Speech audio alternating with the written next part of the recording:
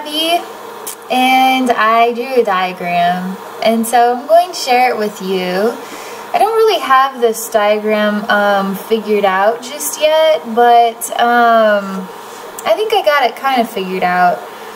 It has a lot to do with what I've been discovering about the spirit world, which is, you know, we think of dark as evil, we think of light as love and angels and healing, you know. We never see darkness as possessing anything that could be loving or healing at all. And that's sort of the way that we've been raised, is to perceive in these two ways. And we've been, you know, even I too am trying to comprehend the infinite universe, and trying to discover what all is out there. So all I can do is go with what I know, and then let the universe sort of show me some anomalies, which I kind of discovered some, and then I drew this graph here. So okay, so this is the graph I drew. This is fascinating, okay? This is fascinating stuff. So let's just say that there's a circular thing here, and then inside it we have what are the lines of dimensions that you can go travel through dimensions and be at different frequencies: dense, low frequency, or super high frequency, like spirits. Spirits are really light and airy and very high frequency, they do not have a physical form like we have a physical form. And so we are down here in the totem pole. And now this is where it gets complicated. So wherever you are on this line, so here, let's say we're just right here, you can have okay, this is the hard part. I don't even know how to begin to just tell you exactly why this has even come to be. It came to be because I discovered that there was a very low vibrational entity that was extremely loving, extremely kind. You're going to tell me I'm full of it. I'm going to tell you you're full of it. Why don't you go out there and prove me wrong?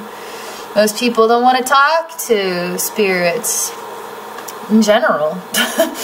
People just want to talk with spirits that they can trust, right? Because that's what's safest. Don't want to talk to spirits that aren't nice, right? How many human beings do we talk to that aren't very nice, you know? Okay, so I've discovered that on this graph, let's just say me, my spirit, is here. Super high frequency. That is the birth of my soul. My birth of my soul is actually really high, and you develop, obviously you expand over lifetimes, and then you become more than you were before. But it's part of my creation to be sort of light and airy. And I discovered a soul that was really, really dark, and the polar opposite of myself completely.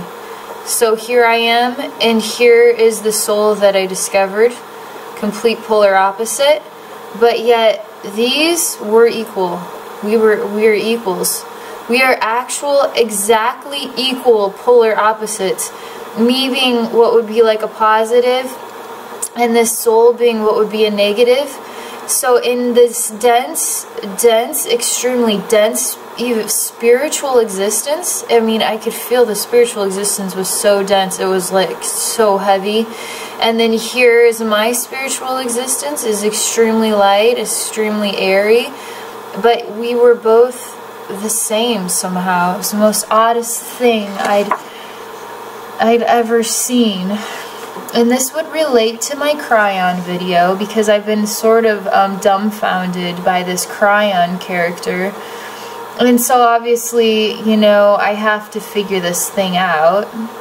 I have to figure out why he's so beautiful and kind and amazing, and yet he exists in the deepest, darkest, bottomest of the abyss.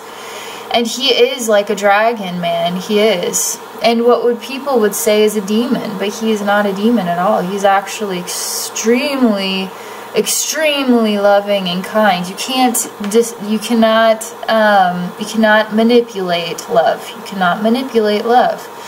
And you can tell, you can feel the difference. And Kryon is not a evil person at all. He's very, very beautiful, but complete opposite on a spectrum. So how is that? You see, I'm making this video, I'm just spitting these thoughts out that I've been having. I've been dealing with so much over the last week. A lot of, it just, you know, a tragedy happened. And I'm sort of dealing with that, and it's been really bogging me down, and I basically have had zero connections with anything spiritual, anything alien. I just totally in my own little world here.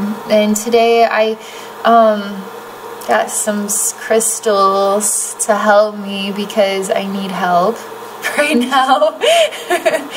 I do. And so I'm giving myself some crystal therapy.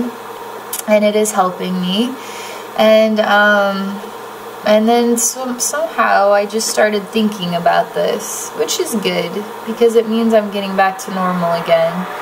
And I was thinking too about this Kryon character who lives in the deepest, darkest abyss, but somehow is a reflection of me at the top of the mountain, you know, higher up than what would be the complete polar opposite.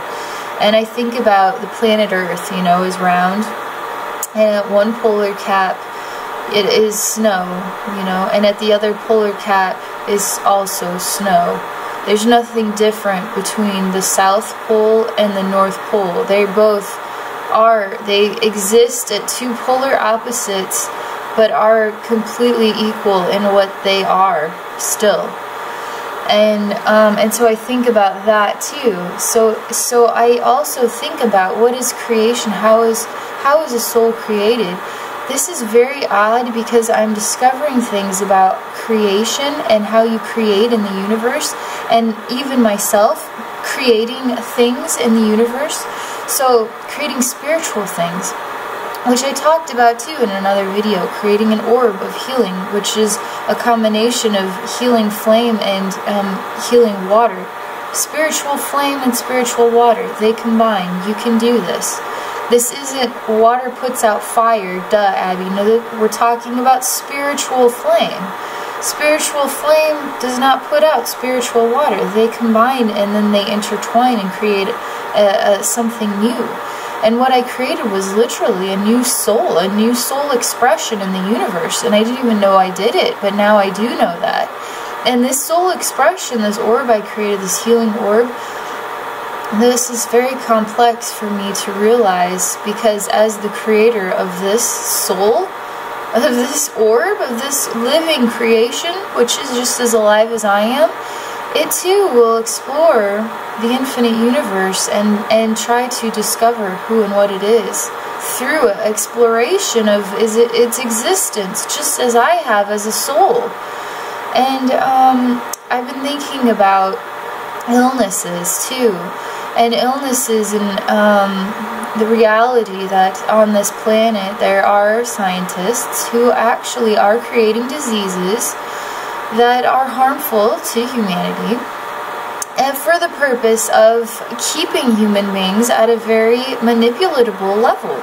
If we don't feel good, then what are we? We are manipulatable. Manipulatable.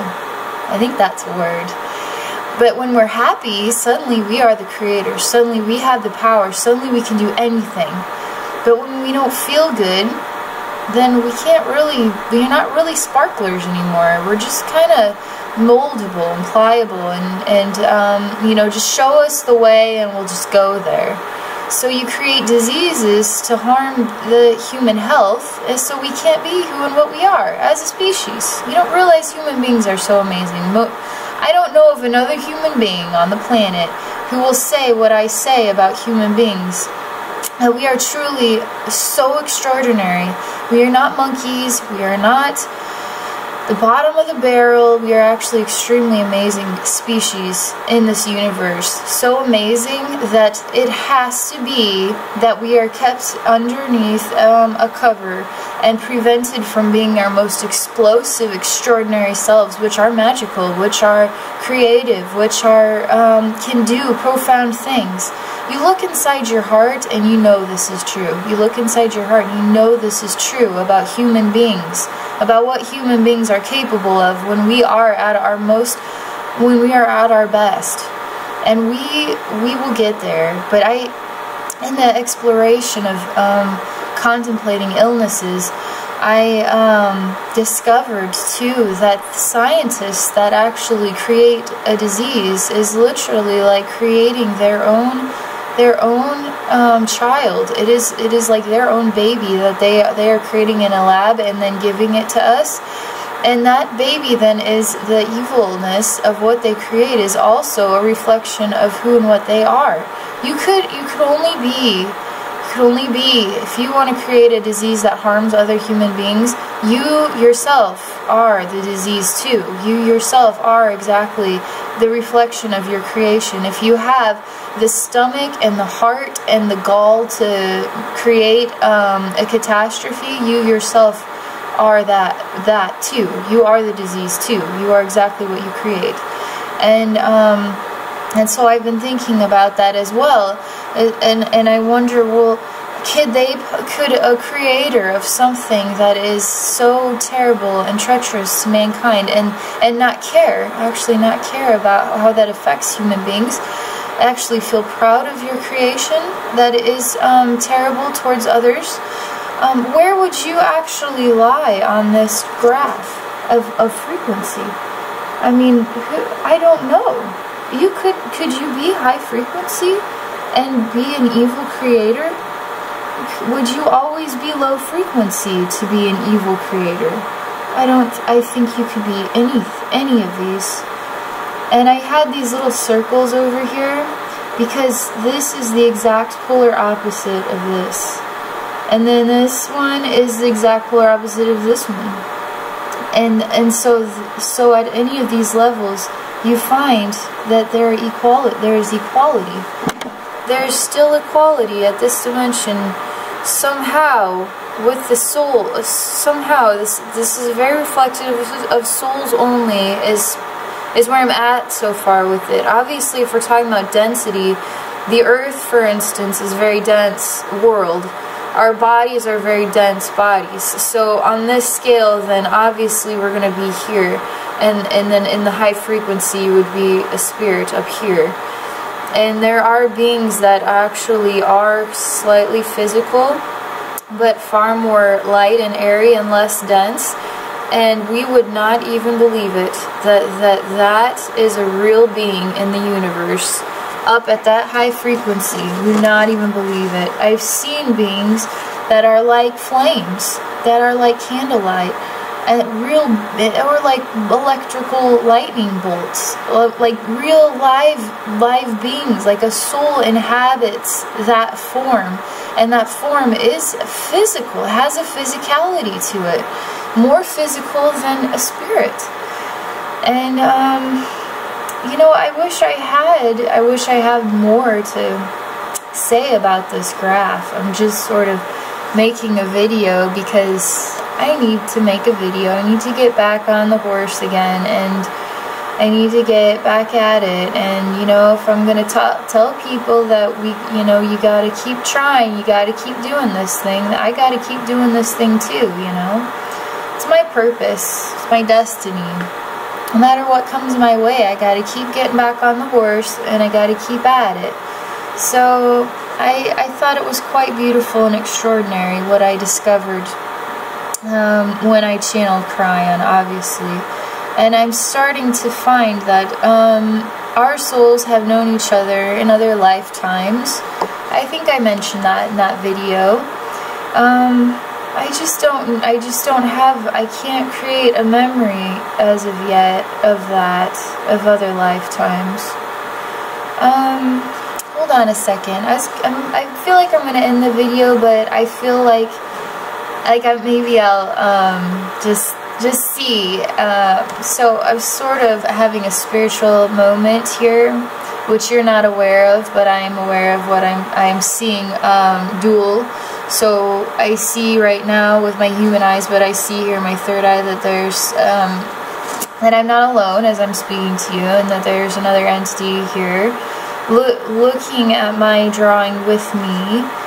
And so that's why I'm going to pause and see if this entity wants to share any thoughts about it. So hold on a second. Oh, the entity says that he is not scary and he's not going to harm me. So you shouldn't worry. He's very adamant about making sure that that is clear, that because human beings really do fear the idea of another spiritual entity inhabiting your body at the exact same time. So this is not giving up your freedom as a human being. I mean, seriously, do I want to be a human being? No. I want to be in spirit. I want to enjoy the unconditional love all the time, you know? But I am in a human body. I don't have to be in a human body. I can astral travel. I can go places. I'd still be in my consciousness, but I would also be projected going places outwardly. And let's see what he's saying here. Because he's trying to tell me that he is not inside my body right now. He's only sort of near me enough that we can have a conversation. So he's not inside me right now. He's showing me sort of like the core of a human body. And people don't really understand how souls go inside human bodies, and neither do I, he says. I don't. I mean, I just assume. I just experience it in a way that I feel like my soul is both sort of outside and inside. But he's like the anatomy. He's showing me like a human being cut in half, and then I'm seeing all the anatomy of a human body. And he says it has nothing to do with the anatomy of the human body. And people think that you are attached to every single cell and everything, but, let me see here what he says.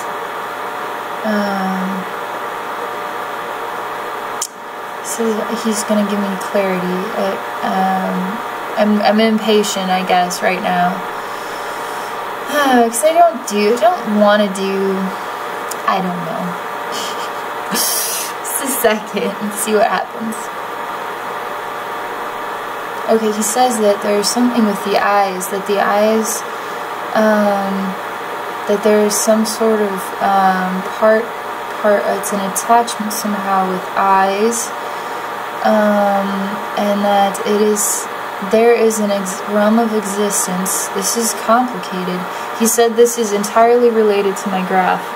And that this is the soul in possessing the body is how he's showing me layers, and it's sort of more like this, but there's sort of like a soul inside of here, but also it's somehow a part of the physical in some odd way. I'm just going to describe all the images as they come to me, because I can't understand what he's saying exactly. So, let me see here. So the image is, I see a blue guy made out of energy. And he has a light here. And he's like he is asleep. And, but his eyes are open, but he's in an extremely relaxed state. And I see sort of orbs of circles around him, which I guess are reflections of the dimensions, which is this. And how is that related to the human body, though? How is this in the body? He's showing me what is like a soul that is sort of like in infancy, and it is not. I'm only describing the image.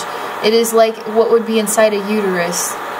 A soul inside a uterus, but it is the soul that I am seeing is a man in a completely full-grown man. But he is in sort of a very comfortable, relaxed, sort of sleeping state inside of what is like a mother's womb.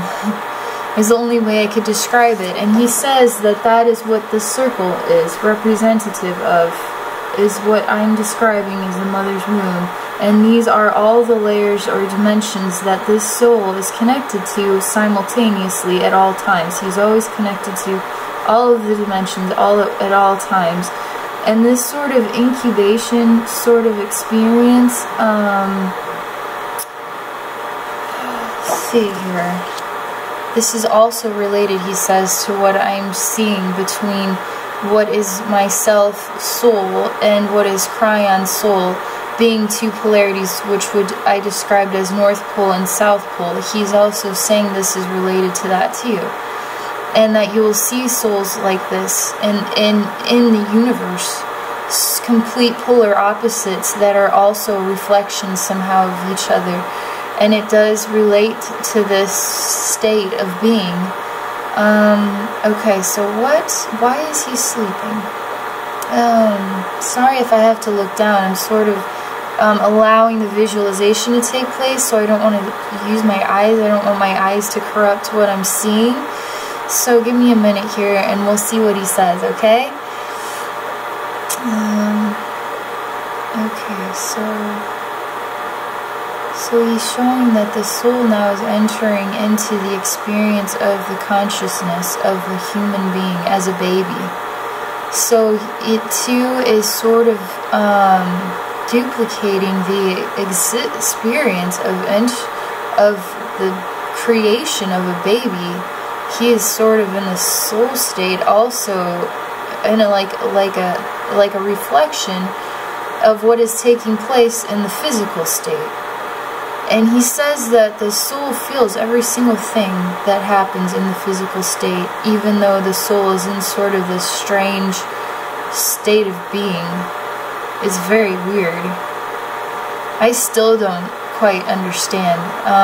He says that I will understand in time, and this is beyond what I've ever seen before, beyond anything anybody has ever said about souls and their relationship with the physical body.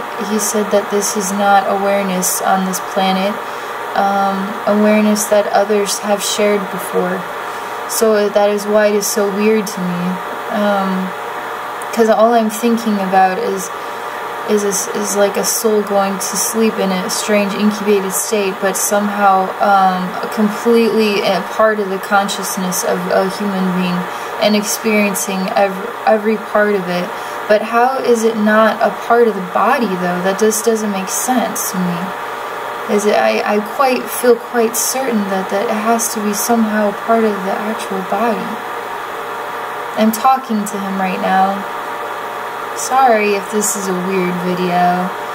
It's been a weird, very weird week, to say the least.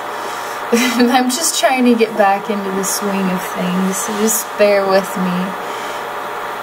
Okay. Tells me that I'm impatient for answers again, so I'm seeing what is light, like from a torch. But it is just like this sort of beam of light in only this one place. And the light then is upon the soul. And this is the light of the soul that is duplicating itself. You don't see how souls exist in so many places simultaneously as lights. This is the orb. This is, he says, an orb of a soul that is in an orb form, he says. And then he's showing me the orb as like this just tiny, this little light that comes out of the soul itself, sort of projected out of the sleeping soul inside that uterus, and then it becomes an orb, and then it is going, and he says that kids even play with their own soul orbs. that is an orb that is in a body that is somehow a part of this of the child now, but it is also a part of the outside. It is outside of the body, and then the child plays with its own orb soul. this happens. He's showing me this is extremely common with very, very young children, that they are in still a multi-dimensional state of being, where they are body and they are soul simultaneously, so they can be multiple places at one time and not really not know any different, not have a clue what is going on in that way. He says as the child ages, the soul becomes more connected with the body, and almost to the point that he's saying human body, because not all bodies are like human bodies, and not all experiences are like the human experience. And he said that the human experience is very much so this weighted, very heavy, he says, extremely, extremely heavy, and feels heavy. And the soul even actually feels so heavy in our body and in its connection with it, and forgets itself, I guess. We don't have, let's be real here, we do not know our soul. We know our human consciousness, we know our human memories, and that is it. That we don't know beyond that. That is part of what happens when you have weight. This is weight. He says when you're first being born, or you're right up here, and in a child state, and it slowly goes downward and becomes so heavy, and then you become the fabric of your consciousness, and you lose sight of the expanded awareness. And in a meditative state, he said, when you relax yourself, you become like the soul I'm describing inside the uterus. You then mimic and reflect that soul which is in an existence of the infinite awareness, and then you can travel up the ladder and experience the infinite awareness. So that's what happens when you meditate. You calm and relax the dense physical form, and then you start to go up a ladder, and you start to become the sort of whatever the sleeping soul is in the uterus, which is reflective of this somehow. But this is an orb, he says. This is what an orb is, actually. This whole time, this was what it was all along, and now you're just helping me. He said that I didn't see it clearly. He's not going to tell me everything, he says. He's only going to help me to remember, is what he says. And he told me I made a video. He's telling me about the video that I made that I didn't share, and he's very disappointed in me for not sharing it, because you know, and in that video too, I talk about not understanding what they're saying, and then discovering at the end what it was all along, and because I choose to be my own teacher. And so he says that that I've now figured it out, what this was all along, was an orb. And an orb is a soul, and it literally looks like he's asleep. That's the only, he looks like he's sleeping inside of a uterus, and that is an orb. And he said that soul in this orb state is still totally consciously, it's totally a part of the infinite universe. So that way, when you meditate, you actually go up, and then you become more connected with the infinite. And this is what an orb is like. He said this is an amazing, beautiful depiction of an orb. And an orb is also this, because it's connected to all dimensions. And an orb is also positive and negative. An orb is also a reflection of most dense to lightest. And he said that it was very true how this works, how you can have a reflection. He said this is the mirror. He said this is a mirror. This line right here is a mirror, and this side is reflective of exactly what is on this side. Even though the densities are different, there's still a reflection, and that is why I'm able to discover that even in the pit of darkness, there is the perfect reflection of still what could be really high. and I'm not aware of this but yet, he says, but I have seen this before, where I've discovered spirits that were not kind, that were very high frequency, but I didn't acknowledge it at that time. And he's reminding me of what souls they were, and that there are very unkind spirits that are very high frequency still too. That there's a mixture of everything, and in all the densities, and that's the way that it's supposed to be.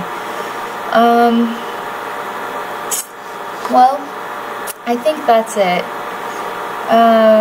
He just tells me that he's very proud of me for attempting to make a video to talk about this before I even had any clarity of what I was going to talk about, because it forced me to use the spirit world to share the message, and that was good for me to step outside of my humanness and to allow spiritual wisdom to actually come through me. And so that's all I'm gonna share. So I'm gonna upload this video, and then I might as well upload the other video, and that way you can watch it.